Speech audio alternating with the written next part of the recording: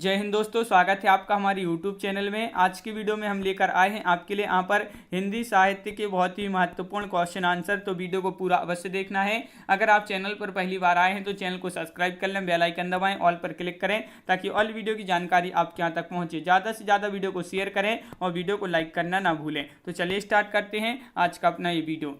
आज का अपना यहाँ पर फर्स्ट क्वेश्चन क्या पूछा गया है तो देख लेते हैं यहाँ पर कि राजमती से रूठकर बीसलदेव कहाँ गए थे। ये आपके लिए बताना है। 4 विकल्प दिए गए हैं। आंसर अगर आपसे बनता है तो आप कमेंट में आंसर जरूर बताएं क्या होगा सही आंसर। कर्नाटक, तमिलनाडु, उड़ीसा या आंध्र प्रदेश। तो क्वेश्चन नंबर 71 का आपका जो सही आंसर है वह है आपका राइट आंसर यहाँ पर उड़ीसा। उड़ीसा आपका यहाँ पर विकल्प नंबर बी जो है वह सही आंसर। ये क्वेश्चन आपके पूछे गए बहुत ही महत्वपूर्ण क्वेश्चन है पिछली परीक्षाओं में। क्वेश्चन नंबर आपका 72 यहाँ पर क्या पूछा है तो देख लेते हैं। यहाँ पर क्वेश्चन नंबर 72 जो दिया गया है वह ये है कि किस रासो ग्रंथ को आला खंड के नाम से जाना जाता है। तो चंद्रवरदाई का पृथ्वीराज रासो, नरपति नाल्य का बीसलदेव रासो या जगनेक का परमाल रासो या दलपति विजय का खुमाण रासो। तो वह कौन सा रासो ग्रंथ है जिसको आला खंड के नाम से जाना जाता है। तो आपका सही आंसर होगा जगनेक का परमाल रासो। परमाल रासो को आला खंड के नाम से जाना जाता है। तो विकल्प नंबर आपका सी राइट आंसर होगा। क्वेश्चन नंबर 73 क्या पूछा गया है। उत्तर प्रदेश में आला खंड के नाम से कौन सा काव्य प्रचलित है। तो बताइए, हम्मी रासो, परमाल रासो, पृथ्वीराज रासो या खुमाण रासो। उत्तर प्रदेश में आलाखंड के नाम से जो काव्य प्रचलित है वह कौन सा है। तो आपका सही आंसर है परमाल रासो। परमाल रासो यानी कि विकल्प नंबर बी आपका यहाँ पर सही आंसर है। क्वेश्चन नंबर आपका 74 क्या पूछा गया है तो क्वेश्चन नंबर 74 पूछा है आल्हा और ऊदल के चरित्र को वीर गाथात्मक काव्य के रूप में रचने वाले कवि हैं। तो कौन है, भट्ट केदार हैं, जगनेक, श्रीधर या चंद्रवरदाई। क्वेश्चन नंबर 74 का सही आंसर यहाँ पर बताना है। क्या होगा इसका सही आंसर। महत्वपूर्ण क्वेश्चन है आपका। और आल्हा और ऊदल के चरित्र को वीर गाथात्मक काव्य के रूप में रचने वाले कवि कौन है तो जगनेक हैं। कौन है, जगनेक, यानी कि विकल्प नंबर आपका सी राइट आंसर है। क्वेश्चन नंबर आपका 75 क्या पूछा गया है। आलाखंड नामक काव्य ग्रंथ का दूसरा नाम है। तो खुमाण रासो है, हम्मीर रासो, विजयपाल रासो या परमाल रासो। तो अभी पढ़ा एक क्वेश्चन कि जो हम्मीर रासो है इसका दूसरा नाम जो है क्या है, जो परमाल रासो है इसका दूसरा नाम है आलाखंड। तो विकल्प नंबर आपका डी यहाँ पर सही आंसर होगा। आलाखंड का दूसरा नाम एक क्वेश्चन फिर से डबल हो गया है आपका। तो परमाल रासो यहाँ पर सही आंसर है। क्वेश्चन नंबर आपका यहाँ पर 77वां पूछा गया है। क्या पूछा गया है कि परमाल रासो काव्य कृति के कवि का नाम बताना है। ये किसकी काव्य कृति है तो नल्लसेन भट्ट या हेमचंद्र, जगनेक या सारंगधर। तो क्वेश्चन नंबर 77 का आपका आंसर क्या होगा बताइए। यहाँ पर 4 विकल्प भी आपके दिए गए हैं और 77 का आपका जो सही आंसर होगा वह जगनेक राइट आंसर है। विकल्प नंबर आपका बी राइट आंसर होगा। बिल्कुल सही, विकल्प नंबर बी राइट आंसर है। क्वेश्चन नंबर 78 पूछा है आला और ऊदल नामक 2 वीर सरदारों की वीरता पूर्वक लड़ाइयों का वर्णन मिलता है। तो ये जो 2 वीर थे इनका जो वर्णन मिलता है वह किस में मिलता है, परमाल रासो में या खुमाण रासो, पृथ्वीराज रासो, हम्मीर रासो में। तो क्वेश्चन नंबर आपका 78 है और 78 का सही आंसर आपके लिए बताना है। तो इनका जो वर्णन मिलता है वह मिलता है किसमें, परमाल रासो में। विकल्प नंबर आपका यहाँ पर एक सही आंसर होगा। बिल्कुल सही। 2010 में ये क्वेश्चन जो आप देख सकते हैं पूरे क्वेश्चन है, ये किसी न किसी एग्जाम में पूछे गए ही क्वेश्चन है। कवि जगनेक की रचना का नाम है। तो जगनेक की रचना बताना है आपके लिए। खुमाण रासो है, आलाखंड है, मृगावती या पद्मावती। तो क्वेश्चन नंबर 79 का आंसर बताइए। 4 विकल्प आपके यहाँ पर दिए गए। महत्वपूर्ण क्वेश्चन। तो कवि जगनेक की रचना का नाम बताना है। तो 79 का आपका जो सही आंसर है वह आपका यहाँ पर 79 का विकल्प नंबर सी यानी कि आलाखंड। आलाखंड आपका यहाँ पर सही आंसर होगा। आलाखंड आपका राइट आंसर है। बिल्कुल सही, आलाखंड जिन्होंने बताया है तो उनका सही आंसर। क्वेश्चन नंबर है आपका यहाँ पर 80वां क्वेश्चन क्या पूछा गया है तो देख लेते हैं। परमाल रासो के जो लेखक हैं वह कौन है। परमाल रासो के लेखक आपके लिए बताना है। तो आपका यहाँ पर राइट आंसर जो होगा वह क्या होगा सही आंसर। तो आपका सही आंसर होगा जगनेक। जगनेक आपका यहाँ पर सही आंसर होगा। जगनेक राइट आंसर है, बिल्कुल सही, जगनेक राइट आंसर है। क्वेश्चन नंबर 81 क्या पूछा गया है, तो 12 वर्ष ले कुकर जिए और 13 लो जिए सियार, वर्ष 18 छत्री जिए आगे जीवन को धिक्कार। इस किस विधा की रचना है, ये आपके लिए बताना है। सोहर, बिरहा, कजली या आल्हा। 81 का आंसर बताइए। यहाँ पर 4 विकल्प दिए गए हैं, तो ये आपका बताना है किस विधा की रचना है, तो आपका यहाँ पर आल्हा राइट आंसर होगा। आल्हा यानी कि विकल्प नंबर डी। 2013 में पीजीटी परीक्षा में पूछा गया महत्वपूर्ण क्वेश्चन है। क्वेश्चन नंबर आपका यहाँ पर जो है 82 पूछा गया है। यहाँ पर वीरगाथा काल के प्रसिद्ध प्रबंध काव्य का नाम क्या है, तो वीरगाथा काल के प्रसिद्ध प्रबंध काव्य का जो नाम है पद्मावत है, कामायनी है, पृथ्वीराज रासो या रामचरितमानस। तो क्वेश्चन नंबर 82 का आपका जो सही आंसर है वह आपके लिए बताना है। 82 का आपका राइट आंसर क्या होगा, तो बिल्कुल सही 82 का आपका यहाँ पर पृथ्वीराज रासो आपका राइट आंसर है। पृथ्वीराज रासो आपका सही आंसर है, विकल्प number B right answer. Question number आपका यहाँ पर जो 83वां पूछा गया है वह क्या पूछा गया है, तो यहाँ पर दिया गया है आपका पृथ्वीराज रासो महाकाव्य के रचयिता कौन है। पृथ्वीराज रासो ये महाकाव्य है, याद रखिए, और इसके जो रचयिता हैं हेमचंद्र हैं, परमाल हैं, चंद्रबरदाई हैं, अमीर खुसरो हैं। तो क्वेश्चन नंबर 83 का आंसर बताना है। सभी लोग एक बार वीडियो को लाइक अवश्य कर लें जिन्होंने अभी तक वीडियो को लाइक नहीं किया है। और आपका यहाँ पर चंद्रबरदाई आपका यहाँ पर विकल्प नंबर बी राइट आंसर होगा। चंद्रबरदाई सही आंसर है, पृथ्वीराज रासो की रचयिता हैं चंद्रबरदाई। क्वेश्चन नंबर आपका 84 पूछा गया है कि पृथ्वीराज रासो के रचयिता कौन है, तो ये क्वेश्चन आपका डबल हो गया, चंद्रबरदाई आपका सही आंसर होगा।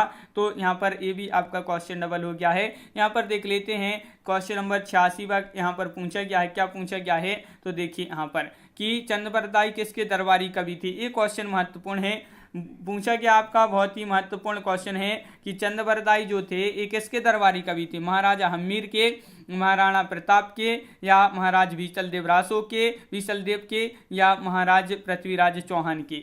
तो क्वेश्चन नंबर 86 का आपका सही आंसर यहाँ पर जो है वह है आपका कि चंद्रबरदाई किसके दरबारी कवि थे, महाराज पृथ्वीराज चौहान, आपका विकल्प नंबर डी राइट आंसर है। 2005 में ये आपका क्वेश्चन पूछा गया था पीजीटी में।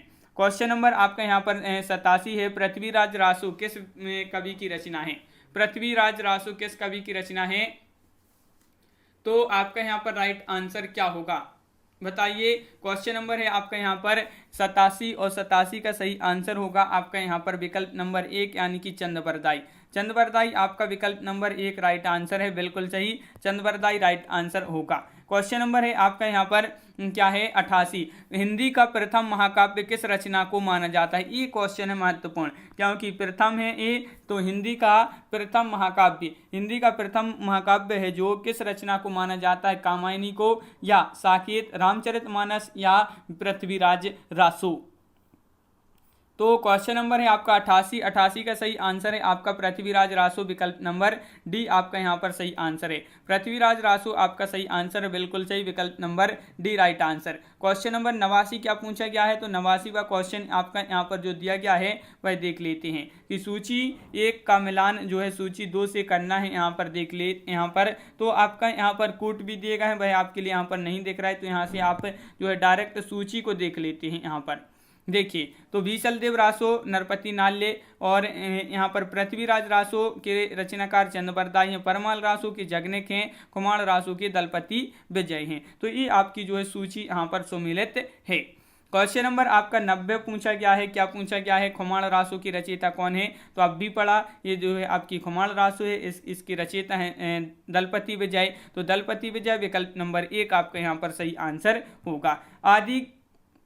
आदिकालीन हिंदी काव्य धारा में उपलब्ध नहीं है, तो आदिकालीन हिंदी काव्य धारा जो है इसमें क्या उपलब्ध नहीं है, जैन साहित्य, सिख साहित्य, सिद्ध साहित्य, नाथ साहित्य। तो क्वेश्चन नंबर आपका है 91 और इसका जो सही आंसर होगा वह क्या होगा, राइट आंसर। महत्वपूर्ण क्वेश्चन है और इसका सही आंसर है आदिकालीन साहित्य, आदिकालीन काव्य धारा में जो उपलब्ध नहीं है, सिख साहित्य नहीं है। तो विकल्प नंबर आपका सी यहाँ पर राइट आंसर यहाँ पर है।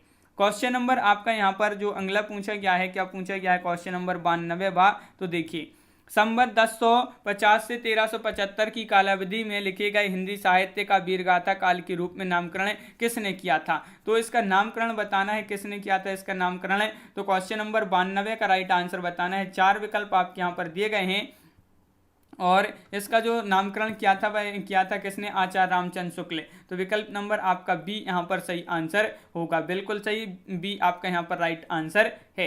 क्वेश्चन नंबर 93 आपसे क्या पूछा गया है? तो यहाँ पर देखिए कि आचार्य रामचंद्र शुक्ल के अनुसार हिंदी साहित्य के आदिकाल की समय सीमा क्या है? आचार्य रामचंद्र शुक्ल के अनुसार बताना है।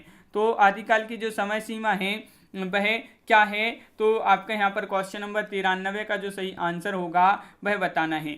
महत्वपूर्ण क्वेश्चन पूछा गया है और आपका यहाँ पर जो सही आंसर है वह इसकी समय सीमा बताना है। तो विक्रम संवत 1050 से 1375 तक आपका यहाँ पर जो है राइट आंसर होगा, विकल्प नंबर 1 राइट आंसर है। क्वेश्चन नंबर 94 पूछा गया है निम्नलिखित में से कौन वीरगाथा काल की रचना नहीं है? देखिए नहीं पूछा है आपसे यहाँ पर वीरगाथा काल की रचना नहीं है। तो संदेश राशक, आलाखंड, जयवंक जसचंद्रिका या भक्तमाल। क्वेश्चन नंबर है आपका 94 और 4 विकल्प भी आपके यहाँ पर दिए गए हैं।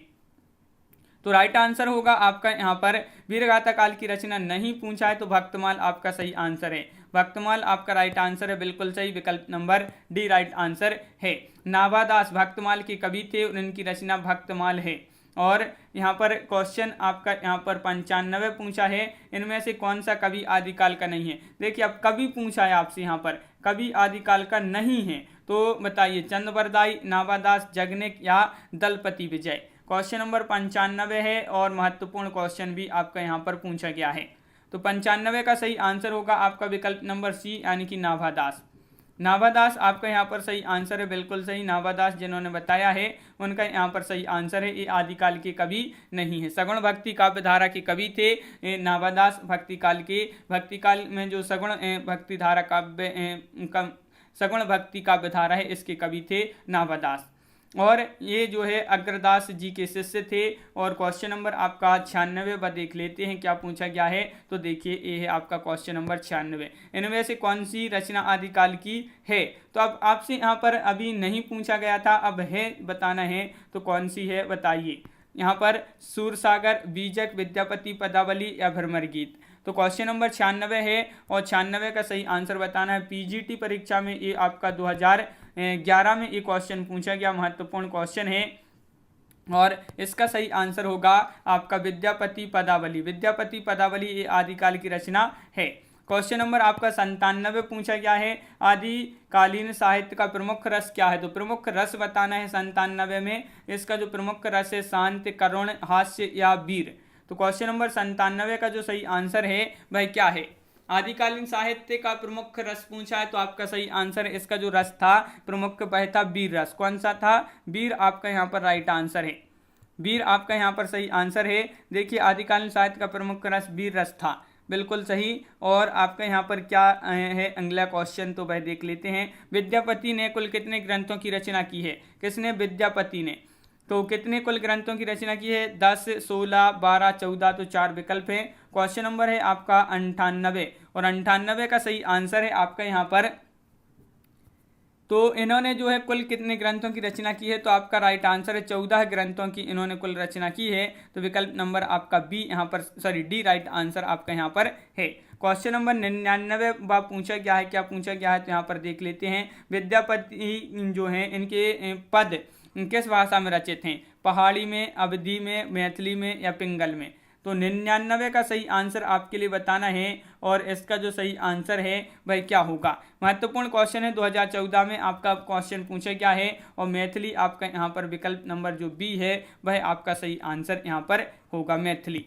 क्वेश्चन नंबर 100 आपसे पूछा गया है यहाँ पर विद्यापति की कौन सी रचना अभी तक संपादित होकर प्रकाशित नहीं हुई है? देखिए विद्यापति की वह रचना बताना जो संपादित हो गई है होकर भी अभी तक जो है क्या प्रकाशित नहीं हो पाई है। कीर्तिलता, पदावली, कीर्ति पताका या इनमें से कोई नहीं। क्वेश्चन नंबर 100 है और इसका जो सही आंसर है वह होगा आपका यहाँ पर क्वेश्चन नंबर 100 का राइट आंसर विकल्प नंबर आपका बी यानी कि कीर्ति पताका। कीर्ति पताका आपका बी यहाँ पर राइट आंसर है, बिल्कुल सही, विकल्प number B right answer. Question number आपका 101 पूछा गया है विद्यापति इनमें से किन रचना के आधार पर मैथिल कोकिल कहलाए? बहुत ही महत्वपूर्ण क्वेश्चन है। मैथिल कोकिल कहलाए तो कौन सी वह रचना है जिसके कारण विद्यापति क्या कहलाए? मैथिल कोकिल। पदावली, कीर्ति पताका, कीर्तिलता या उपरोक्त सभी। ये आपका जीआईसी प्रवक्ता परीक्षा 2017 में एक क्वेश्चन पूछा गया है और आपका सही आंसर है यहाँ पर पदावली। विकल्प नंबर 1 आपका यहाँ पर सही आंसर होगा, बिल्कुल सही विकल्प नंबर 1। आचार्य रामचंद्र शुक्ल ने हिंदी साहित्य का इतिहास में लिखा है कि विद्यापति जिसकी रचना के कारण ये मैथिल कोकिल कहलाए हैं वह इनकी पदावली है। पदावली है जिसके कारण मैथिल कोकिल किसे कहा जाता है, इस प्रकार का क्वेश्चन पूछा जाता है तो विद्यापति को मैथिल कोकिल कहते हैं। देसल वैना सब जन मिट्टा, यह प्रसिद्ध उक्ति किसने कही है? तो बताइए, ये उक्ति कई बार पूछी जा चुकी, ये उक्ति है देसल वैना सब जन मिट्टा। तो ये उक्ति विद्यापति, अब्दुल रहमान, अमीर खुसरो या कवि गंग कवि। तो आपका यहाँ पर सही आंसर होगा क्वेश्चन नंबर 102 का राइट आंसर होगा। क्या होगा राइट आंसर? ये उक्ति जो कही है विद्यापति ने कही है, तो विकल्प नंबर आपका यहाँ पर एक राइट आंसर यहाँ पर है। क्वेश्चन नंबर 103 क्या पूछा गया है, तो यहाँ पर देख लेते हैं। क्वेश्चन नंबर 103 आपकी स्क्रीन पर ये रहा। इनमें से कौन सा कवि अभिनव जयदेव की उपाधि से विभूषित है? अभिनव जयदेव की उपाधि से विभूषित है विद्यापति, नंददास, सूरदास, कुंभनदास। तो ये आपका 2005 में एक क्वेश्चन पूछा गया था टीजीटी में और ये आपका महत्वपूर्ण क्वेश्चन है। अभिनव जयदेव की उपाधि से विभूषित जो हैं वह हैं विद्यापति। कौन है? विद्यापति, यानी कि विकल्प नंबर 1 आपका राइट आंसर। किस कवि को अभिनव जयदेव के नाम से जाना जाता है? तो ये आपका क्वेश्चन डबल हो गया, विद्यापति आपका सही आंसर होगा। तो बिल्कुल सही क्वेश्चन नंबर आपका यहाँ पर है 105। निम्नलिखित में से कौन सा नाम नाथपंथी साधकों में शामिल नहीं है? वह नाम बताना है जो नाथपंथी साधकों में शामिल नहीं है। तो यहाँ पर क्वेश्चन नंबर 105 का सही आंसर बताना है और 105 का आपका जो सही आंसर है वह क्या है? तो 105 का राइट आंसर है कंडपा। आपका विकल्प नंबर जो सी दिया गया है वह आपका राइट आंसर है। ये जो है नाथपंथी साधकों में ये नाम शामिल नहीं है, तो विकल्प नंबर सी आपका राइट आंसर यहाँ पर है। तो इस प्रकार अपने यहाँ पर बहुत ही महत्वपूर्ण क्वेश्चन जो है यहाँ पर कंप्लीट हुए हैं। तो कैसा लगा ये वीडियो आप कमेंट में जरूर बताएं। अगर आप चैनल पर पहली बार आए तो चैनल को सब्सक्राइब कर लें, बेल आइकन दबाएं, ऑल पर क्लिक करें ताकि ऑल वीडियो की जानकारी आपके यहाँ तक पहुँचे। ज़्यादा से ज़्यादा वीडियो को शेयर करें और वीडियो को लाइक करना ना भूलें। तो आज की वीडियो में बस इतना ही। सभी के लिए बहुत बहुत धन्यवाद। जय हिंद।